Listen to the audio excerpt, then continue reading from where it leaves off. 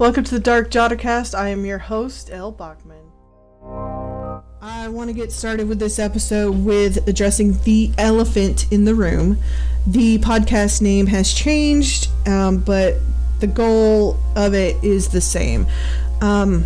Originally, this podcast was called The Dredge. I did some research in my time away and realized that there is another one floating around. So I changed my name, and I think that this one fits better, The Dark Jotter.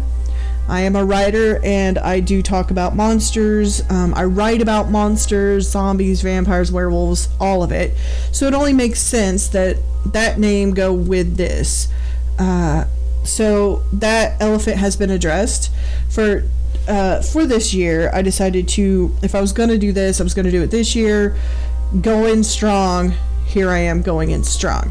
I am back. I plan on getting these up more often. This is something I love to do, and I know that other people have been enjoying it. So as a community, we can come together through this. I write, and this is also targeted towards writers. With the advice I give, bringing on people is something I planned on doing. You've already seen a glimpse of that last year when I brought in a paranormal investigator to talk about some spooky things for the Halloween special. Highly recommend. Michael is a good friend of mine. I've known him for a very, very long time, and he and his wife have some spooky dolls, and that's what we talk about in that. But that is something I've been wanting to do, talk about monsters, bring people in to share their experiences, and just really round that section out. If you're from the website or you're on the website watching this, you already know under the category The Veil that is something I was already doing, talking about monsters, really doing the research so you didn't have to. And it's coming over here. I decided at some point I'll make playlists of just the writing episodes and just the monster episodes when I have enough, so it'll be more organized and listener friendly. As far as other changes, I'm gonna see what I can do about the quality, the auto quality. I'm doing the best that I can with what I got, as most people do when they start out, and I'm working on a headset that is a gaming headset, but not really very good with podcasting. I'm doing the best I can. I really wanted to do this, so I'm doing it. I set a goal. I'm meeting a goal. With that said, the goals, I'd also like to talk about changing mindset, as it seems fitting because of what I've decided to do this year. Changing your mindset is a really big deal for some writers that are struggling. Best example is I've seen a lot of writers come into the independent writing field with this, I'm going to make a lot of money, it's going to be super easy, and they think it's a quick buck, and it really isn't. That mindset is a dead end. When books don't sell like you're thinking they should or wanting them to because you're putting in very little effort, you're going to end up in frustration. So you need to come into this industry knowing it's a marathon, not a sprint. I can't say that enough. You're going to have to take time. The independent writing industry is very independent. It's in the name. You will be doing most of your work, and this is beyond writing the story. You're talking marketing, you're talking networking, you're talking, appearing on podcasts. If you want to go down the publisher route, you've got to go down that route knowing, is this okay? Is this a vanity press? You have to learn the language. You have to keep your eyes peeled. But if you can get yourself into a really good mindset of this is a marathon, this will take time, you'll slow down. You'll be able to breathe more. You're not in such a rush to get 3 books out in a month. Some can do it. I am not one of those. I am a very slow writer. I cannot help it. I've always been that way because I write and I delete and I rewrite and I redelete. But in the end, the publishers always seem happy, and who does get my work, they seem to be happy overall. When it comes to knowing how to navigate, you're just going to have to learn like the rest of us. You can always ask people. I used to ask other authors, and I do sometimes still, about, hey, is this publisher legit? What do you think about this? How are you getting this part done? Are you struggling the same way? It's a community for many. For me, the writing community has been very, very kind, which you wouldn't expect, seeing as we're all writing about scary stuff.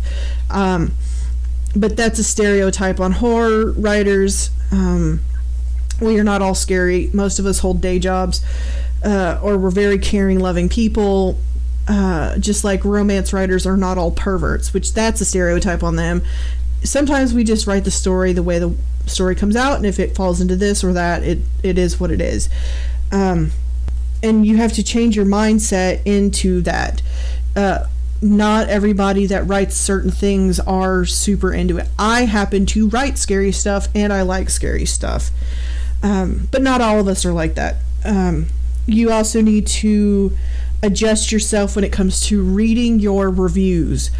I don't recommend it. I often don't do it. Early on I did, but I used them in a way that I could learn to improve. How can I do this better? How maybe this reader doesn't like this, and I would actually contact them. I didn't do it often. I think I maybe contacted 3 ever, to get their insight, why they thought this about this section or whatever, and it really helped me improve my craft.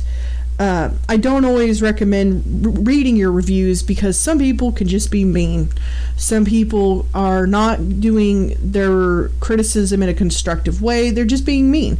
Or there's one thing they didn't like halfway through and they put the book down.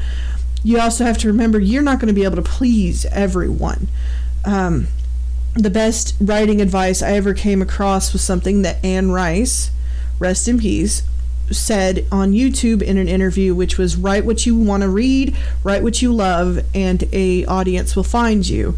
And it is very true. Hearing that took such a weight off my shoulders, knowing that I didn't have to fit into this category or write this way or write certain genres just to get noticed. And I know that a lot of writers come into the business with that mindset. I did. I wanted to write. It didn't matter what I was writing. I just wanted to get a foot in, and that's why I have a story that's now unpublished that was in a genre that I don't think suits me best. Maybe one day I'll write in it again, but I wanted to start off with a bang, which is with the writing of horror. And that's what I did. I honestly didn't even realize that this first stuff I was writing was horror, because it didn't scare me, so I didn't think it was scary. But I talked to a really good buddy of mine online named Samantha, and she was like, this is horror, what are you doing? And that really helped. So community and networking does benefit you, as long as you're not, coming in going, I'm bigger than this writer, and they haven't gotten any work done. There's nothing to back up their claims, which you'll see a lot when you come into the industry, so you just really take it with a grain of salt, because you don't know what that person's going through, or if they're trying to boost themselves up in confidence. It's not your circus, if you get what I mean.